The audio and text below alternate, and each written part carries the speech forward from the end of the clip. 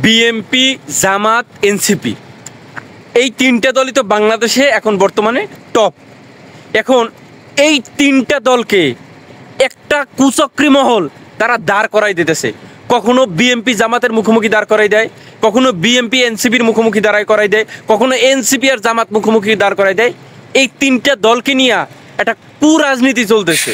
এই রাজনীতিটা করতেছে ভারতের দালালরা, পরাজিত শক্তি এই আওয়ামী লীগ করতেছে।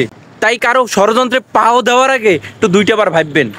মনে করেন আপনি জামাতের লোক, বিএনপির বিরুদ্ধে কথা বলার আগে দুইটা বার ভাববেন যে আসলে বিএনপির কোনো নেতা বলছে কিনা। আপনি বিএনপির লোক, জামাতের বিরুদ্ধে কথা বলার আগে ভাববেন যে আসলে কি জামাত এই কাজটা করছে কিনা, জামাত এই কথাটা বলছে কিনা।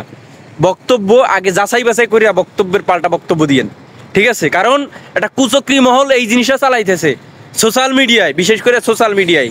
তারা বিএনপি এবং জামাত আর এনসিপির নামে বিভিন্ন ফেক পেজ, ফেক আইডি খুললা এরপরে অপপ্রচারগুলো চালায় এবং একটা দলের মুখোমুখি আর একটা দলকে দাঁড় করাই দেয়, যাতে তাদের ভিতরে দাঙ্গা হাঙ্গা বাজে এবং এইটার সুবিধা আওয়ামী লীগ যাতে নিতে পারে।